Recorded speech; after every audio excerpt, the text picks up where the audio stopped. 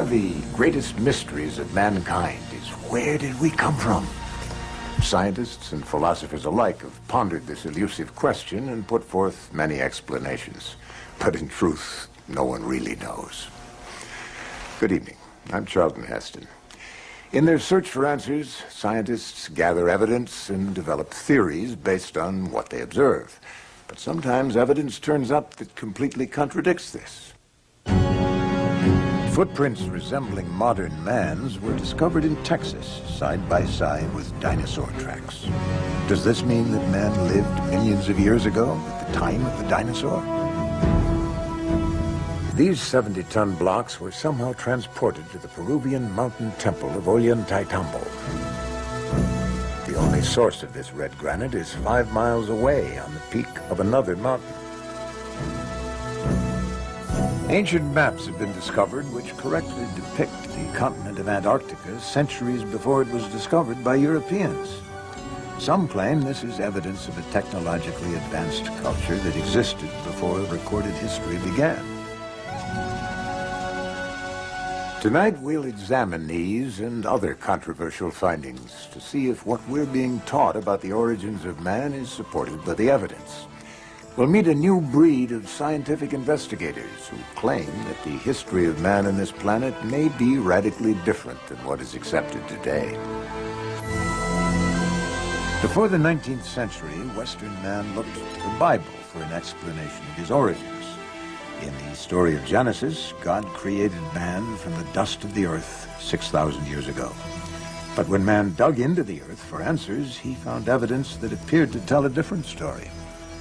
Evolution. In 1859, Charles Darwin published his book, The Origin of Species. This book put forth the revolutionary idea that all life on Earth could be explained by the workings of nature.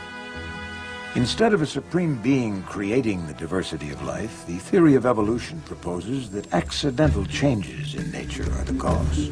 These changes are governed by the process of natural selection, survival of the fittest.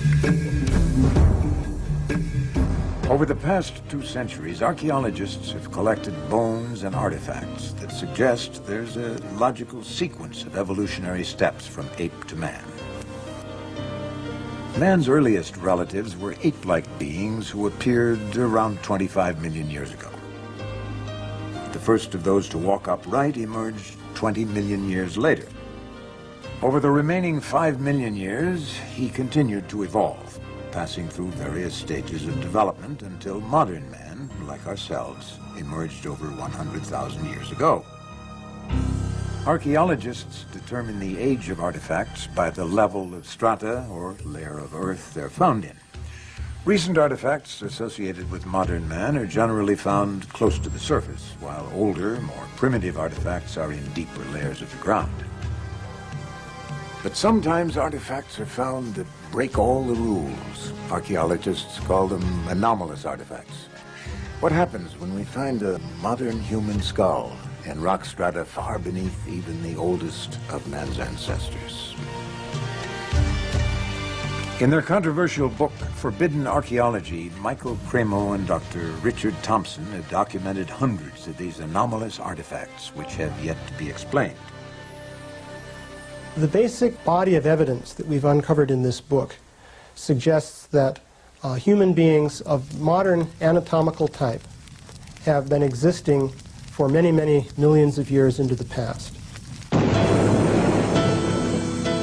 In 1880, California state geologist J.D. Whitney was intrigued by an unexpected discovery made 300 feet under Table Mountain.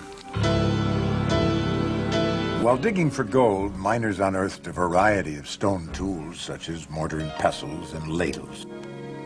Incredibly, the rock strata the tools were reportedly found in was dated as early as 55 million years old. Whitney made a thorough report in these finds and came to an unsettling conclusion. Man could be millions of years older than the current evolutionary model suggests. This bizarre evidence seems to have been well documented, yet the general public and many within the scientific community are unaware of these controversial finds. The question is, why haven't we heard of these discoveries before? Oh, I think we're talking about a massive cover-up. As I said, over the past 150 years, these archaeologists and anthropologists have covered up as much evidence as they've dug up, literally. Basically what you find is something we call a knowledge filter. This is a fundamental feature of science. It's also a fundamental feature of human nature. People tend to filter out things that don't fit, that don't make sense in terms of their paradigm or their way of thinking. So in science you find that evidence that doesn't fit the accepted paradigm tends to be eliminated. It's not taught, it's not discussed, and people who are educated in scientific teachings generally don't even learn about it.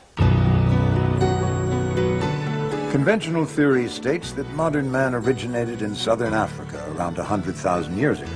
From there, he migrated north into Europe and southern Asia, continued through Asia, and crossed the Bering Strait into the New World around 30,000 years ago.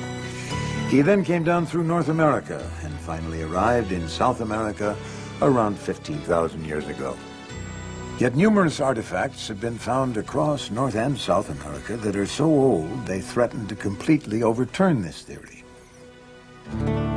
According to geologist Virginia Steen McIntyre, she was silenced at the height of her career because of her determination to report the facts.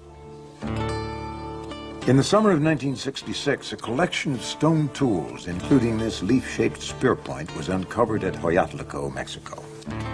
To find out exactly how old the spear points were, a team of experts from the United States Geological Survey was called in to date them.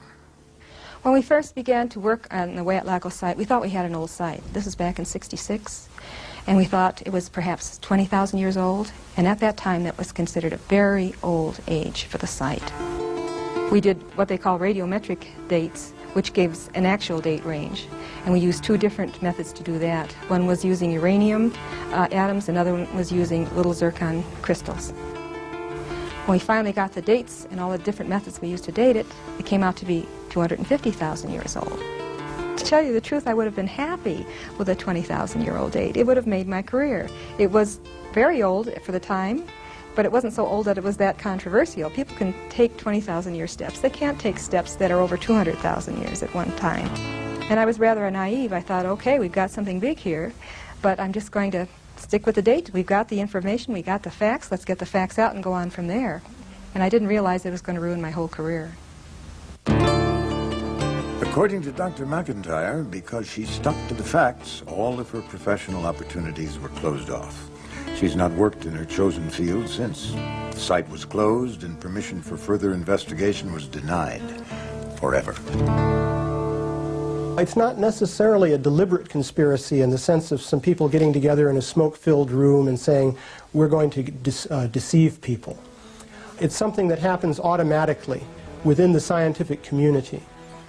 So when a given piece of evidence disagrees with the predominant theory, then automatically people won't talk about it, they won't report it, and that means that science fails to progress in the way that one would hope.